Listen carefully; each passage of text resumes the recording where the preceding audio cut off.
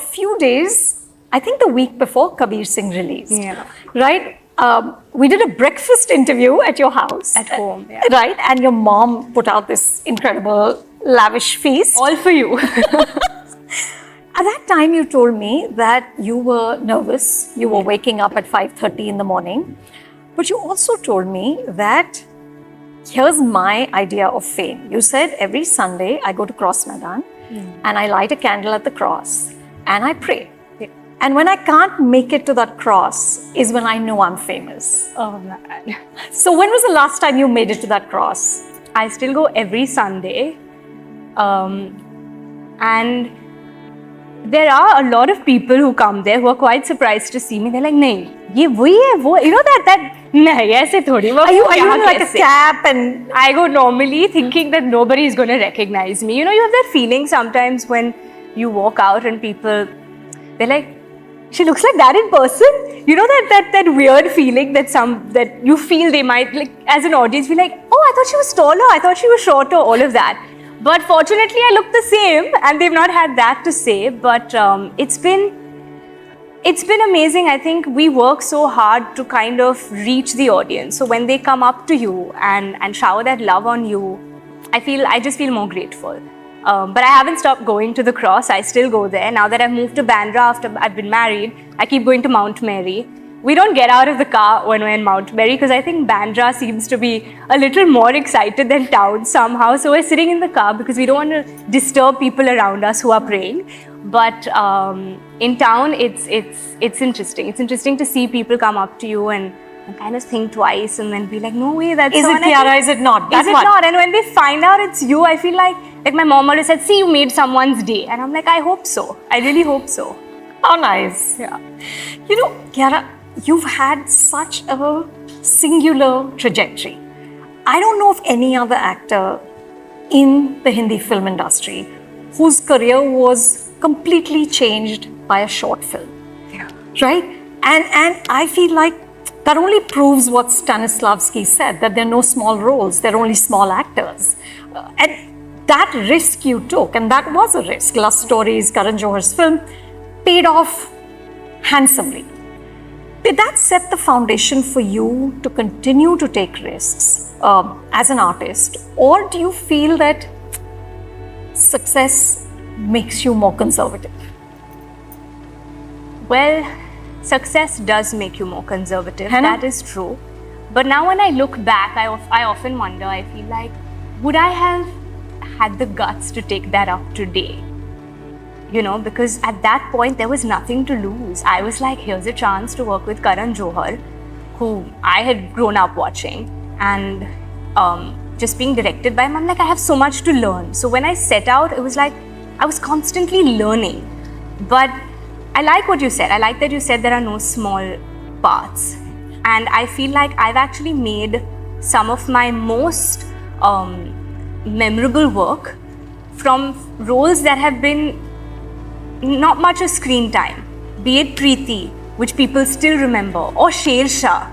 They've been performances. Dimple from Sher Shah, I mean, I still get recognized by those roles. I still have people coming up to me and talking to me about those films, even though I've done so much other work, which even though that's been appreciated, but the way these have been appreciated and these characters have gone on to kind of, you know, I mean, it's sometimes I feel I'm like, okay, now I have to make the next one go past this. So the next time I go meet people, I want them to talk about the last film I did, not like the one I did 5 years ago.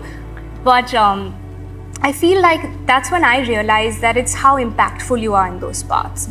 It's not about 5 minutes, 10 minutes, 20 minutes of screen time. It's what you can do with that character. And if I can, in a way, okay, for lack of a better word, the word immortalize a character is coming to my mind, but I don't mean to use that word.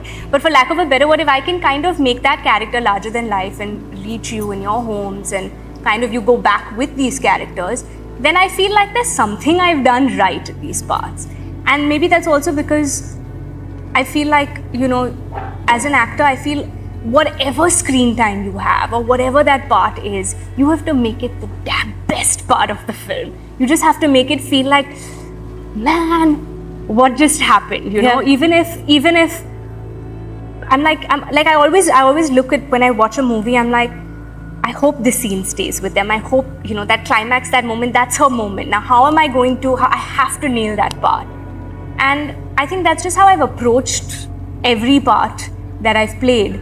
But are you less of a risk taker today? I'm trying not to be. I'm trying to be as, I'm trying to be as raw and as unaffected as I was before all the success came in. I'm trying to still approach the parts with, it's very difficult, but it's very difficult because people have certain expectations from you and you're constantly trying to live up to those expectations as well. Because I feel now they're rooting for you. They want to see more. They want you to, they want you to try different roles, to see what is she going to do that's not expected of her. And somewhere in my journey, I think even the last couple of roles that I've taken up, and let's talk about, say, post Kabir Singh in that year, since that was the year that made me taste a little bit of success. I think the films I took up after that were quite risky in terms of a mainstream commercial heroine. I did Guilty at a time when nobody was looking at the OTT platform. It was much before the pandemic. It was a film that I believed in. It was a subject that I wanted to talk about. And it was a film that honestly gave me the most satisfaction as an actor.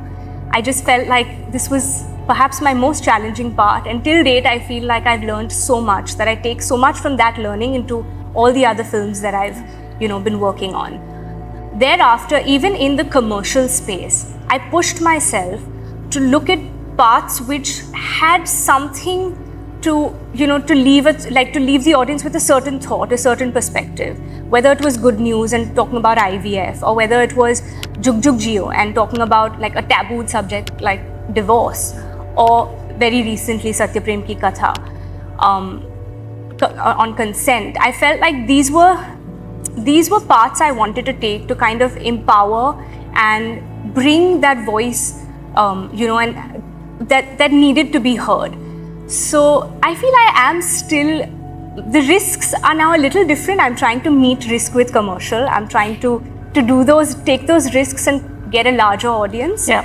And maybe that's challenging as well. But it's exciting. It's exciting. So, I called the folks at Omax Research to ask them, so what do their numbers say about you? All right, so here's what they said, that since Bhool Bhulaiya 2, you are among the most popular Hindi film actresses in the country. Sher Shah is the most liked direct-to-OTT film of all time. Yeah. Of all time, folks. Yes. And, okay, get this, and you are the only actor, apart from Akshay Kumar, to have 3 direct-to-OTT films with more than 20 million viewers: Sher Shah, Govinda Naam Mera, and Lakshmi. Oh, lovely. So, in short, Kiara, you're a hit. Thank you. That sounds nice. Tell me, what do you want to do with this cloud? I've read in places that a film with Sanjay Leela Bhansali is very high up on the wish list. It is very high up on the wish list. There's a lot I want to do. I feel like there's so many genres that I have not explored. I've never done action. I feel like it's time for physical transformation now for me. There's so much. There's a period film. There's so many directors I want to work with. I keep feeling like this is just the beginning.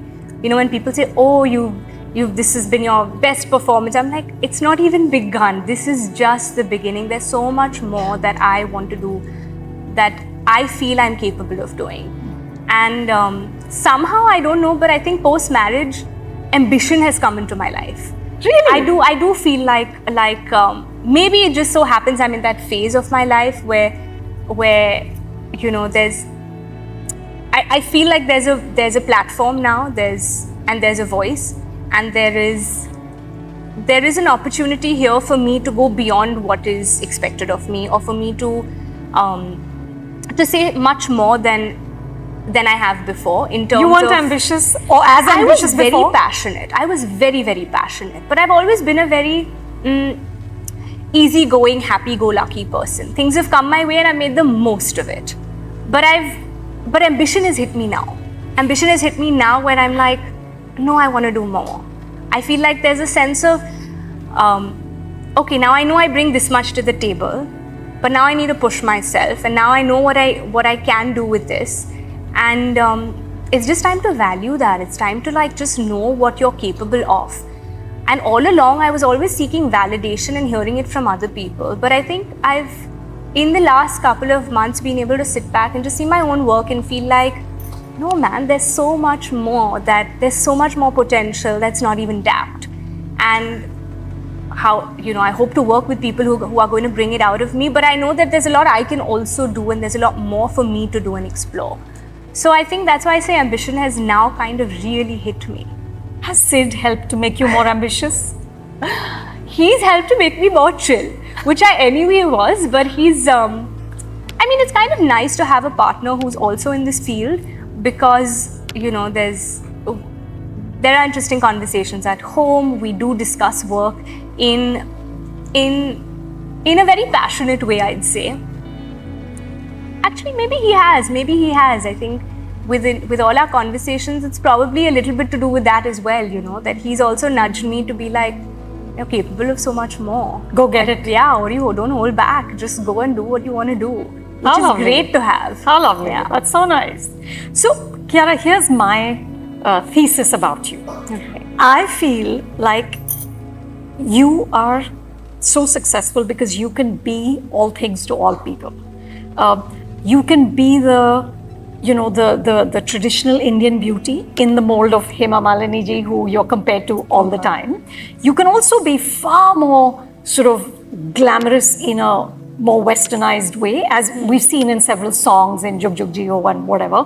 But here's the clincher. You have solid acting chops, which we've seen in Satyaprem, in that scene where you say to his family that I've been raped, which is why I can't sleep next to him, or in the funeral scene in Shersha, or in scenes like the fight scene in Jug Jug Jio. Those are scenes that stay with you because of the work you're doing in them. When you sign a movie, are you, like you said, you're looking to now marry risk-taking with something more commercial, but are you also looking to see what each project allows you to display?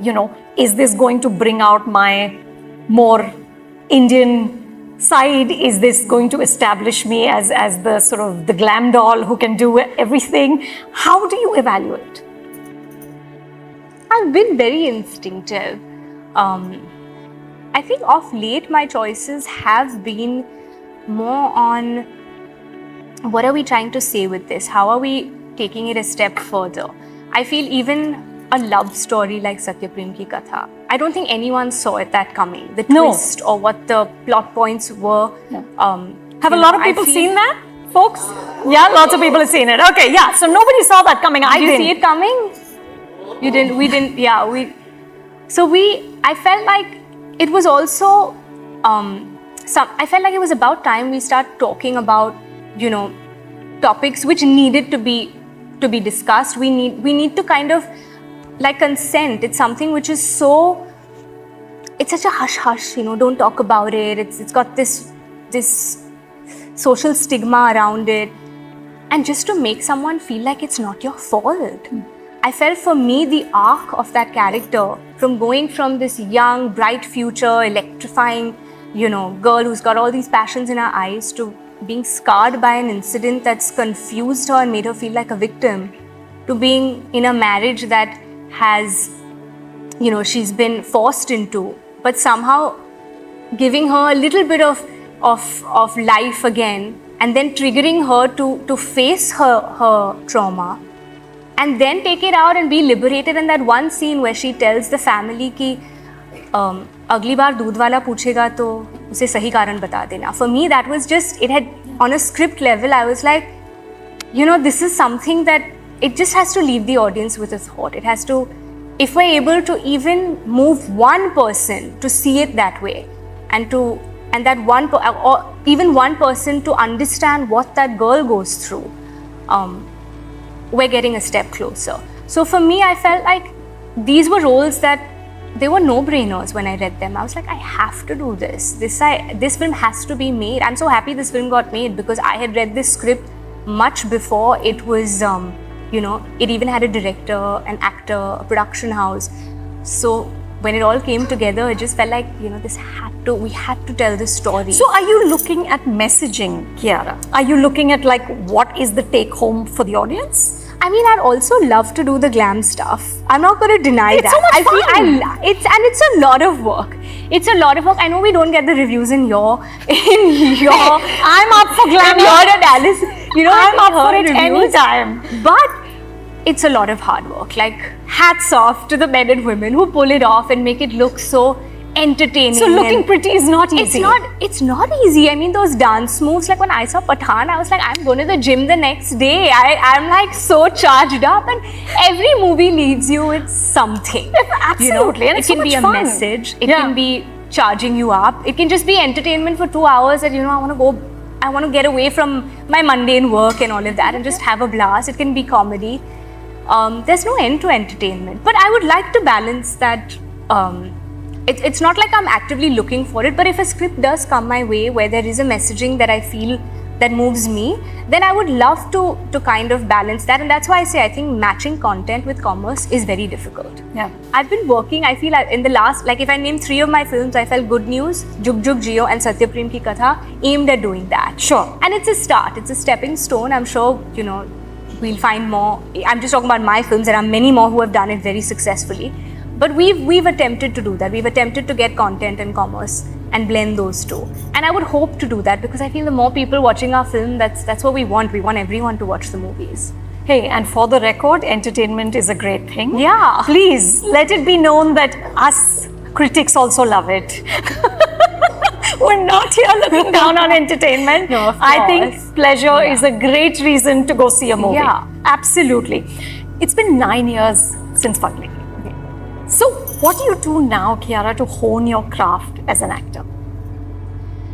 Well, recently I was talking to Sid and I said, we should go and do a course together. We should probably take like a 6-month sabbatical. Not sabbatical, but find that time where we can, even if it's a month or 2 months, or do, an actor workshop. Because I did that during Guilty, which was the last time I did an intensive actor workshop. I would really like to mention Atul Mongia, with whom I extensively trained under for the part for Guilty. And I want to mention him because he really changed my life. I think he added so much to my life as an actor.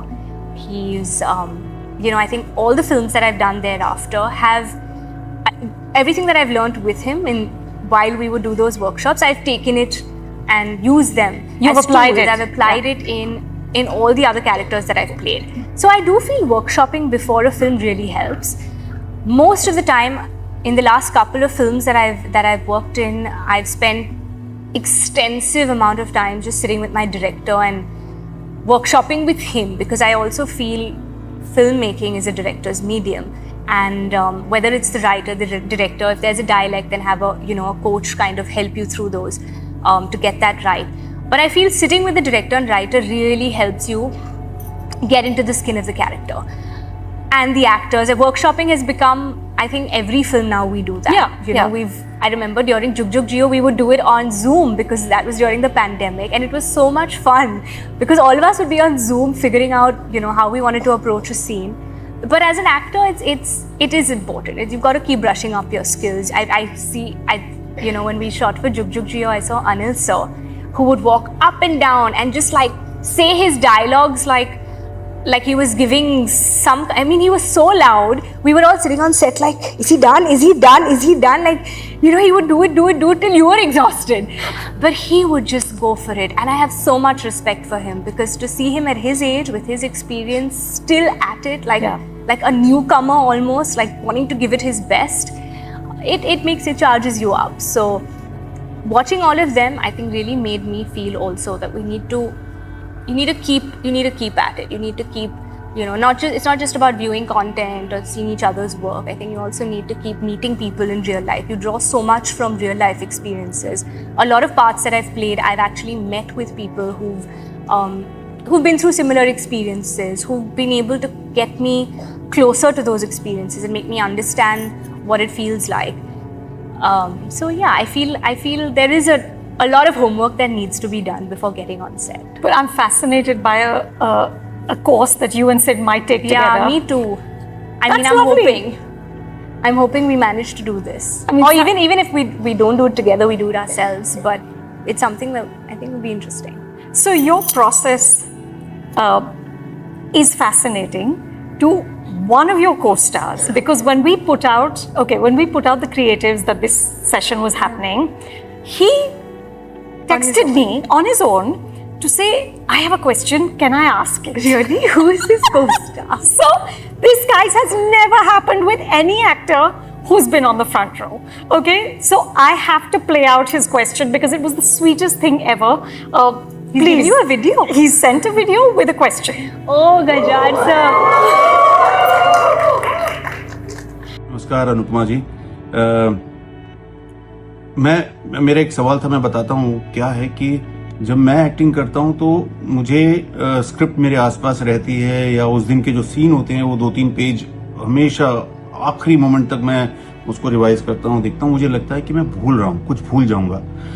लेकिन सत्य प्रेम की कथा की shooting के दौरान मैंने notice किया कि जो कियारा हैं वो, उनके हाथ में कभी स्क्रिप्ट होती ही नहीं थी, वो सीन भी नहीं होते थे उस दिन के, और उनको सारी लाइन्स याद होती थी मुश्किल सीन्स में।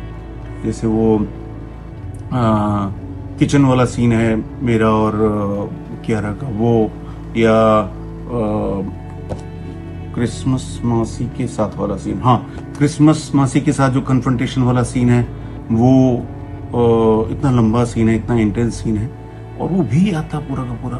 और खुद की लाइंस याद होने का मतलब है कि आपको अपने को एक्टर्स की लाइंस भी याद हैं, वो दिमाग में आपके बैठी हुई, उसका एक मैप है। तो मुझे ये थोड़ा वियर्ड सा लगा, थोड़ा वो जो सुपरनैचुरल पैरानॉर्मल फिल्मों में दिखाते हैं ना, ऐसा कुछ फील है। तो मेरी हिम्मत नहीं हुई उनसे पूछने की, लेकिन कोई उनके पास सुपरनैचुरल पावर्स नहीं क्या कि वो स्क्रिप्ट, मतलब, या ऐसा कुछ है कि हो सकता है कि उन्होंने ये जो स्क्रिप्ट है करण शर्मा जो है उनके साथ मिलकर लिखी है, अपने सारे डायलॉग्स उन्होंने लिखे हैं, घोस्ट राइटिंग की है, इसलिए उनको याद है, या उन्होंने जो उनका स्टाफ है, मेकअप टीम जो है उनकी, उसको जब वो हायर करती हैं उनको, तो इनकी पहली शर्त ये होती है कि सब लोग थिएटर से होने चाहिए, ताकि आते जाते सफर में, वैनिटी में वो उनको लाइंस याद करवाएं। चक्कर क्या है, please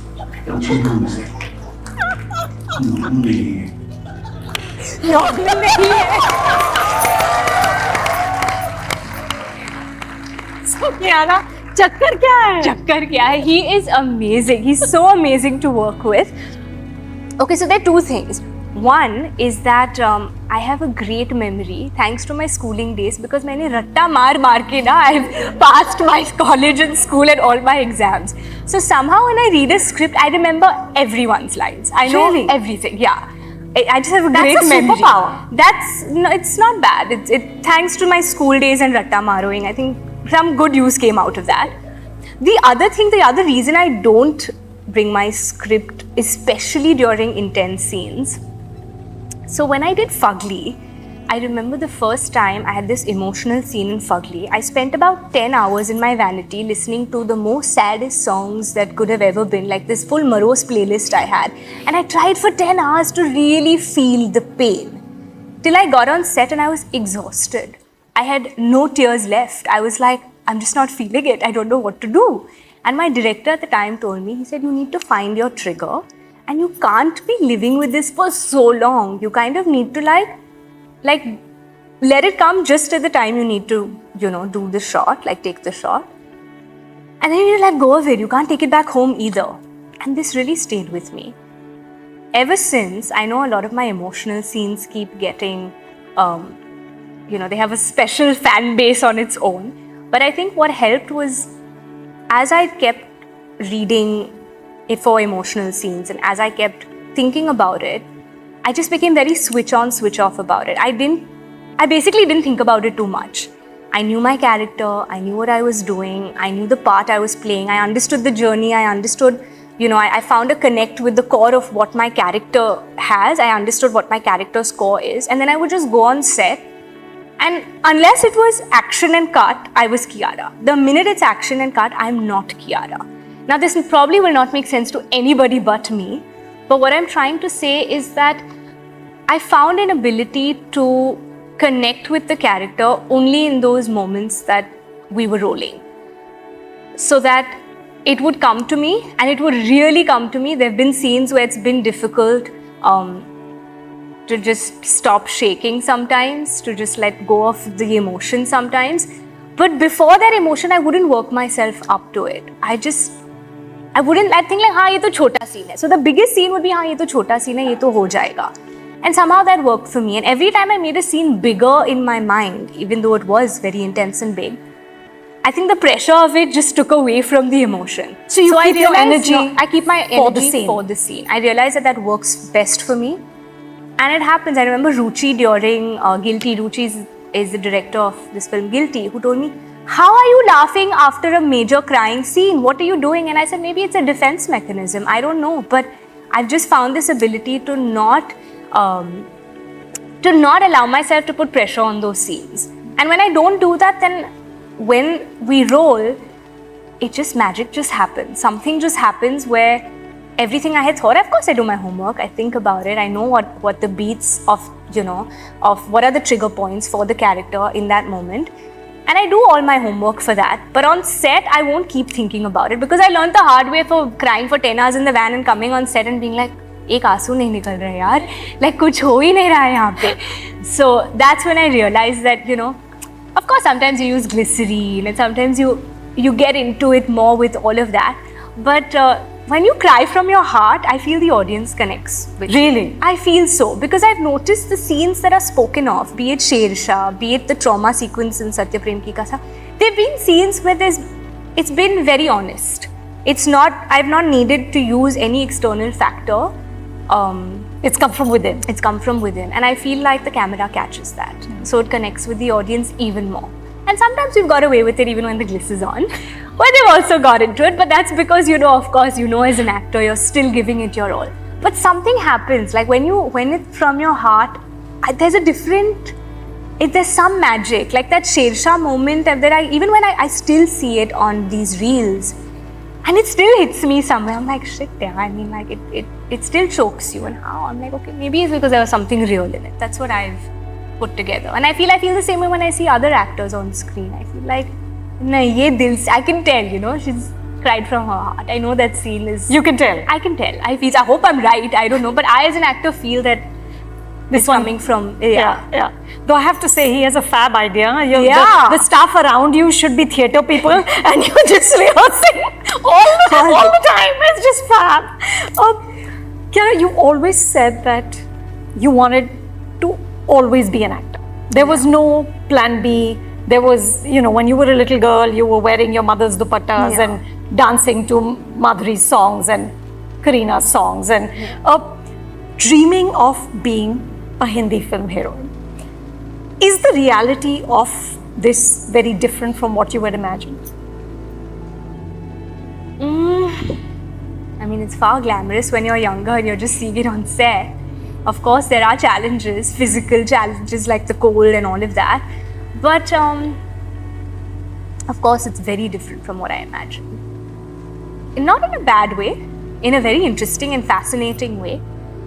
But it's different. I feel people, what they see is only one side of you're seeing the best version. It's like Instagram. You're seeing the best version of everybody's life. But there are a lot of challenges behind the camera that you face. Everyone faces, every department faces. And that no one gets to see, and we don't want you to see that because we want you to come to the movies and enjoy it. I mean, I would love for people to, enjoy the movies as it is. You don't need to know how hard we work to do that. You're all working hard in your jobs as well. And I'm sure you're giving it your best. So there's no, we don't have to make it sound so difficult. But there are hardships. It's not easy. It's not so glamorous. And yeah, but the fact that we can make it look like that, it's interesting. It's interesting, I mean, below those chiffon saris, all the girls shivering while the men are suited and all is that. I was so happy that we went to Kashmir and I got to wear like the jackets and the sweaters, and we kept it real for a change because I could just be. You know, I wasn't like dying, even though I kind of was under those jackets also. I said, oh my God, I don't know how I've done it in the other songs and how we've managed. Have you ever figured out why women have to be in chiffon sarees and men get to like be fully clothed head to toe? I feel it just looks amazing now. I mean, it does. Like, come on, I also wanted to wear the chiffon sarees. How many times? Okay, this is what I've noticed about myself. How many times have you've done something and you're like, you're just doing it for the heck of it, but when the camera's on, you'll sit straight, you'll be proper. I'm sitting straight now. No, this but is not how I sit. And that's what I'm saying. I would also have to be chilling, lazing, little hunched, all that, but the camera's there, you're going to be a little proper. All of that just happens. So when the camera's on, you want to put up your best version, and those chiffon sarees, nothing beats that. Yeah. So this is true. It's just how it is. It's like even at the gym, if I'm working out, I'm saying this because we have the same, we've had at least the same trainer at one point, and I would work out with him, and so I'm like, no, yeah, now I can't do one more set, and I'm tired, and let's change it, no more squats, no more burpees for sure. But the minute he says, okay, let's make a video for Instagram, 50 burpees, and I'm killing it. I mean, I could be doing the next action film tomorrow. So it's just how it is. You're always putting out your best self in front of the camera. This is true. Is this how we convinced you to do more burpees? That's the best way to convince me. Just switch the camera on. I'm like, perfect. Would you now, Kiara, like Kareena did an audition for Lal Singh Chaddha, would you do an audition today? Yes, absolutely. In fact, I also auditioned for Lal Singh Chaddha. At the time, I didn't know it was for Lal Singh Chaddha. Really? Really. I really don't want to see that audition though. I think it must have been terrible. But I did audition for Lal Singh Chaddha. It was many, many years ago. My team is sitting there. We did, right, guys? They don't want to say anything. I don't know why. But anyway. They're all just looking down. I realized much later it was for Lal Singh Chaddha. But I did, and I think it's wonderful because casting is such an important part of filmmaking, of putting the film together. Because the right cast can really add so much more value. Absolutely. I mean, not to say it's not about who's a better actor or who's a better fit. It's just, yes, who's a better fit. Yeah. Who's more suited for the part. And it just adds so much more value to the film. I feel like in every, whether it's your lead actor, actress, the father, the mother, every character around you, I mean, it's always teamwork, and it's so important to get the right cast for a film. So having said that, I feel it's absolutely wonderful to audition, and it's great to know if then you're suited for the part, or if you can look the part. Sometimes they may need a physical transformation. Sure. So you need to see if you fit that, if you're capable of doing that, if you can push yourself and look a certain way or be a certain way. And that's normal. It's like how we do look tests and try to get into the look and feel of a character. But that's wonderful. I would. Yeah, that's wonderful, because I like even 10 years ago, this very, very renowned international director who said to me that it was impossible to cast because no A-list mainstream actor was willing to do auditions. Yeah. So it's a wonderful new space that all of you come with. I mean, everyone's just more sorted about these things, which is fab. Yeah. Which is just lovely. Apart from the acting, Kiara, you also are the face of 25 brands. Oh dear. I asked. Good job, team. So I asked Sanchita, your lovely publicist, and she sent me this list, and I was like, oh my God, it was incredible. And I understand, especially in the Hindi film industry, brands are also a marker of how successful you are. Yeah. So it's not like the West where a lot of them don't do ads. It's just not seen as like the place for actors to be seen at a lot. But here it is. It's a part of your job to be doing a lot of brands. But does the law of making a lot of money in very little time ever distract you from your real job, which is acting? No, it Never? can never distract me. I mean, acting is my first love. It's like my first baby. It's there's a lot of passion there. So I mean, I feel it's, yes, like you're saying, I think it's a part of the job. It's a perk. It's also nice that, you know, there are certain brands which are hereditary brands which you've grown up using, and you feel, oh, what an honor to be a part of this family and be taking this legacy forward. While that is one thing, the other, I don't think it can ever take away from acting, and it's correlated. I mean, today if I'm not doing movies, these brands are not coming, or if they are, then wow, I must have done something right. But it's all correlated. Yeah. Having said that, I feel it can never take away from the craft and from movies, and you know, I would rather be on a film set any day over anything else in life. I feel that's just my safe place. That's a place that makes me happy, and I truly feel like myself there. It's a magical space. I think anyone who's in a field doing something that they truly love, it never feels like work. Yeah. And you feel a sense of liberation and freedom in doing that. You know, you could be any job, a corporate job, you're dancing, you're an athlete, anything, an actor, whatever it is. But it just comes to you naturally, and then you take it into the ads, and you expand with this talent. And I think that's what I feel with all the commercials, and I do feel with the brands. I've also tried to be very mindful of the brands that I endorse. Somewhere I feel it should fit with my personality. We should be saying telling the same story, or at least have the same core values and goals, so that even the audience doesn't feel cheated. And they don't feel like, ye to 50 ads kar rahi hai. That shouldn't happen. While that can tend to happen when you put a number to it. I wish you didn't put a number to it. But again, good job, guys. And we've really done well with the ads. Only they are clapping. They're very happy. The other job, which is, I think now a whole other job, which has also become part of being an actor, is of course the social media. Yeah. Right? Now you have 30 million followers on Instagram. How do you and Sid decide what is public and what is private? Does he ever say to you, don't post that, I don't look good? All the time. He didn't want us to post some of the wedding stuff we posted. That video, oh my God, that video that we posted, there was a lot of debate about it. Sid is a very private person. He's a bit too private, you know. And I remember when our wedding filmer team presented us with this video, and it was very quickly, put together right after the wedding. They said, we put this for y'all if y'all want to post it. And both of us at the time were like, no, let's not, it's giving out too much, and let's just keep it personal and private. And Manish was like, y'all have to post it. And we were like, no, it's too much. Manish Malhotra. And we were like, no, it's too much. And he said, it's just so much love, and everybody is waiting to see something. Why not, guys? Just put it out. It's like inviting people into that side that we couldn't have everyone come to. So let's share something. So we did post that.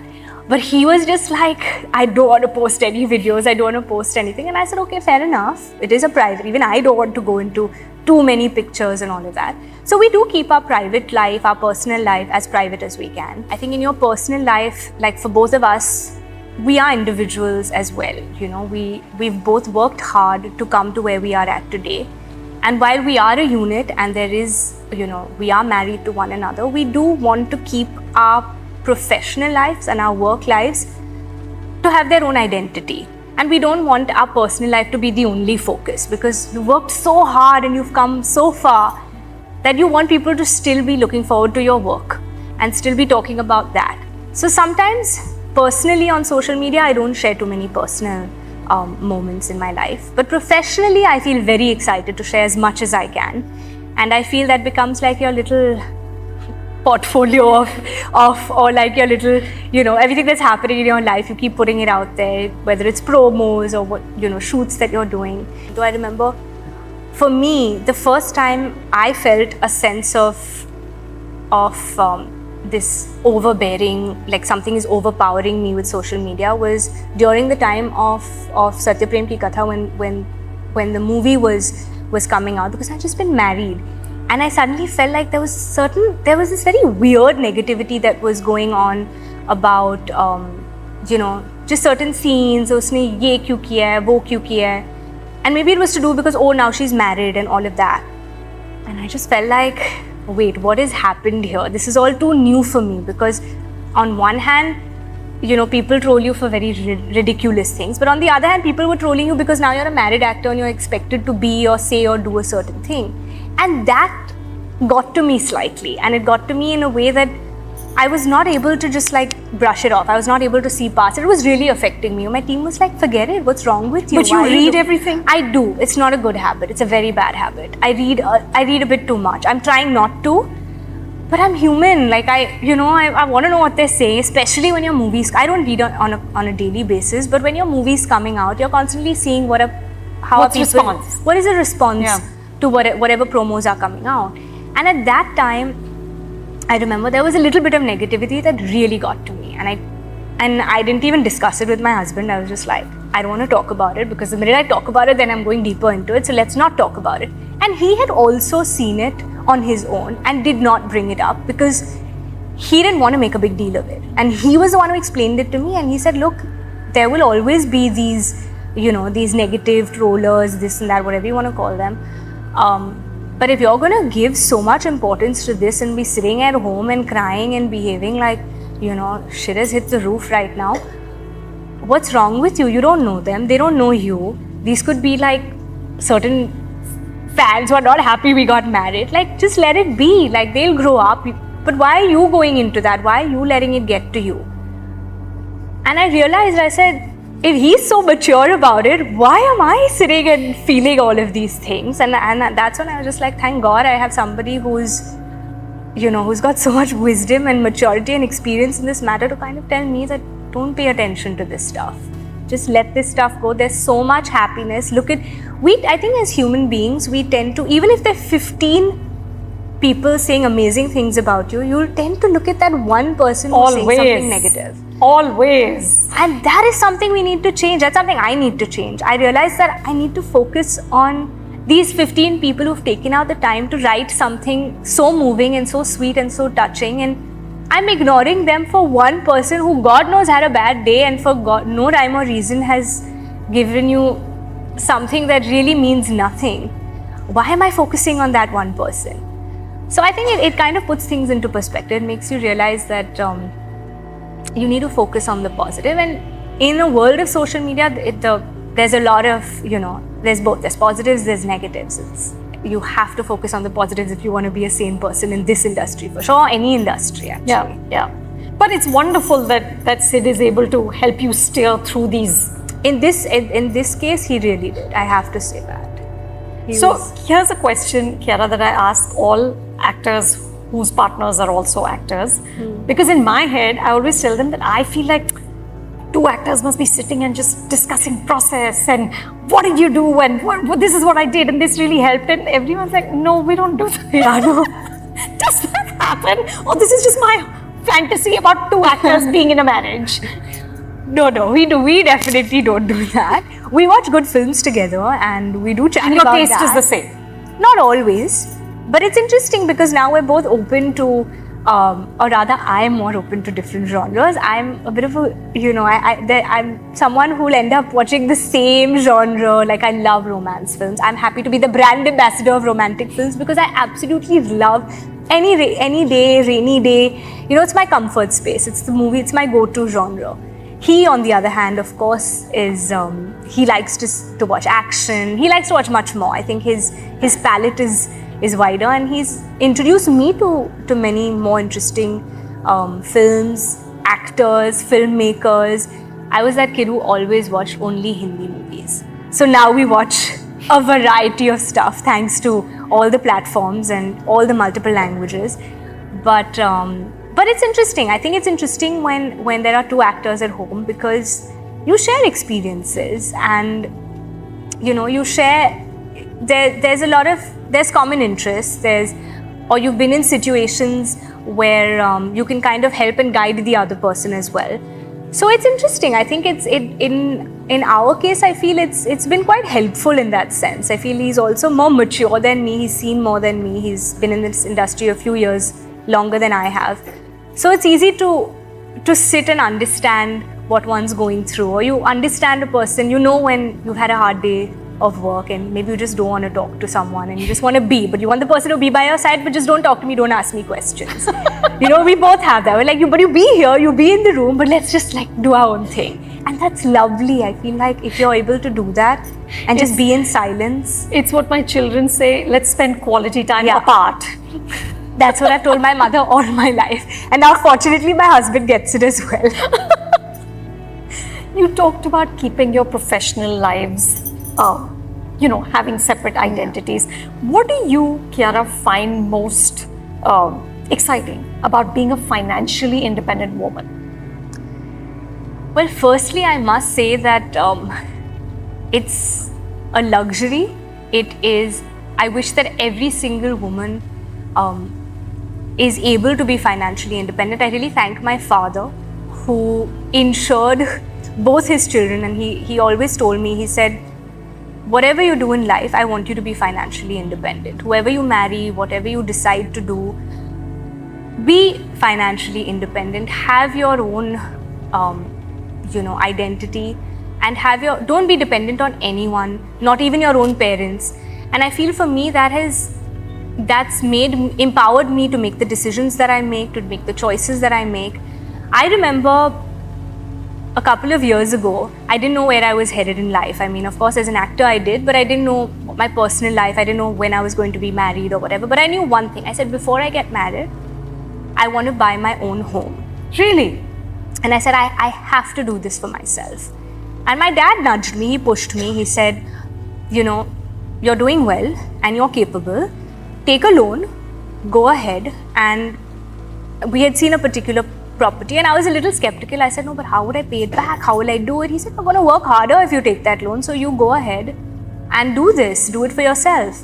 And I did it, and it's been very easy to, work harder when you know you have something, or when you know you have to pay back, or you have that loan on your head, and you push yourself that much more. Not that I wasn't working hard anyway, but that has been easy to do. But I also feel a great sense of accomplishment, because I feel like today, whether I'm living in that home or not, my parents are, and I've done it for them. And this is just a stepping stone. There'll be many more decisions that I'll make in my life like that. But for me, that was a great sense of accomplishment. And I think anyone sitting in this audience would feel that way, that if you're, the day you're able to buy your first home, it's a huge achievement. It's a huge feeling that I was able to do this, especially in Mumbai, where the prices are like skyrocketing.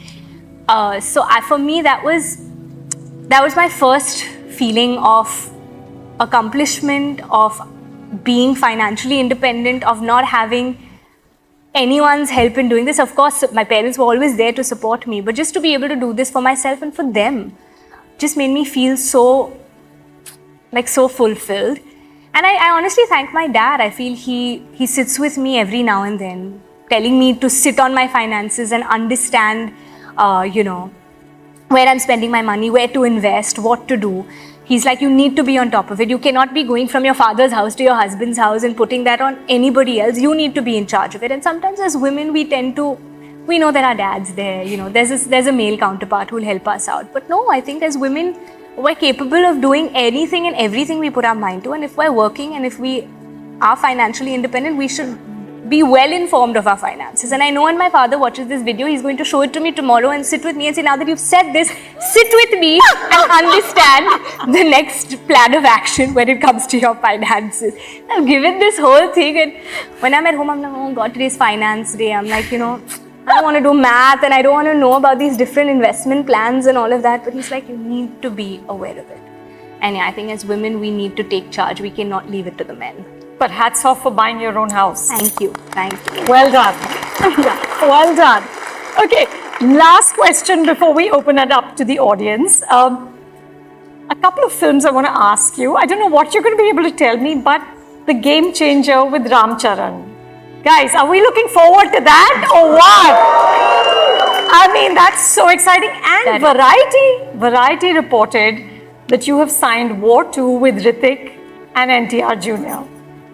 So starting with game changer. Well, from the last time we met, I don't think I can say much more than that. But I keep asking her this. before, This is my question in every interview. Tell me about that film. She's like, I can't. I want you to experience it. I think we've worked very hard for the last couple of years now. We've been shooting this film.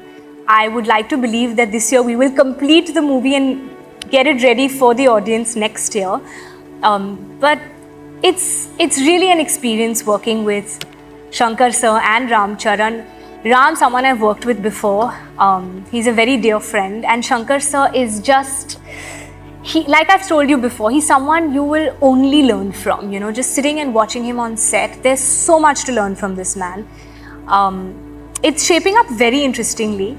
It's my fingers are crossed. I really hope that it's everything more than everyone's imagining, because there's a lot of time, effort, hard work, passion, sweat and blood that's going into making this film from all departments. So I'm really fingers crossed that it surpasses your expectations.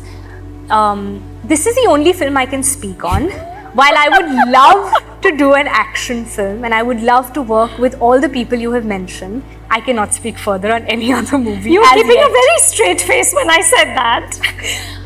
Until a production house announces what's next, I can't speak on it. Though I would really love to on many other projects, but I'll stay tight-lipped for now. Okay, well, can I just say that we would love to see her in War 2? Yes, people? Okay, we just put it out there. She didn't say anything. Now, Kiara, you have to pick a few out of a bowl and just call the names out. Actually, we can just give it to you. Yeah, thank you. I hope I get someone from that side, because I realize I've been facing my back to you. So now I want to look at you. Okay. Riya Keswani. Hi. I'm so happy on that side. Hi, Riya. So happy to see you here. I'm so happy to see you too. Thank you. So my question for you is, which is your favorite genre, and which genre are you planning to do next in your future project? So as an actor, like I said, ambition has come in. There's a drive. I want to do much more. I've never done an action movie. I'm ready for it, I feel. I want to push myself to do an action film. I really want to do a period film. So there are a lot of genres that I have yet to work in and that I'm looking forward to working in the future. As an audience, like I was saying earlier, the romance genre happens to be my go-to and most favorite to watch as an audience. So I always say that, you know, I hope after many, many years, I'm able to leave behind like a volume of amazing romantic films, like the Kiara Advani volume of romantic films that people like me, the audience like me who sucker for romance, would like to go back and watch, like, you know, a whole bunch of them. I've done a few, long way to go, but I'd happily be the brand ambassador for a romantic film because it's just my most favorite genre, like an intense, soulful, romantic movie. We love you in romantic films, and we are looking forward to see you in action film also. Thank you. Thank you, Riya. Best of luck. Thank you. Soumya Ganesh. Hi Kiara. Actually, this is the second time I'm meeting you. I met you for the first time in Sun and Sand. So really happy to see you again. So my question is basically, you know, you've played two contrasting female characters. Like from Kabir Singh, you had like this meek character. And whereas in your recent Satya Prem Ki Katha, you had a more stronger character, like, you know, who was able to take a stand for herself. So which character psyche was harder for you to get into? It's a very interesting question. I think both were very complex to portray. I mean, they were both very different. I think Katha gave me a sense of an arc that rationally also made sense to me, of the beats of how she was coming into her own. Whereas Preeti, from a submissive girl to a woman being governed by love, was a character. What was challenging about that is that as a person, I could not think from my rational mind while playing that character. I had to think from her heart to understand that character. Because, like I said, she was a character that was governed by love. I don't think she was in her rational mind when she was making decisions for what she was doing, because love makes you take certain decisions in life that make sense only to that person. So that was challenging for sure. But two very, very complex characters dealing with very difficult emotions. I think I learned a lot from both.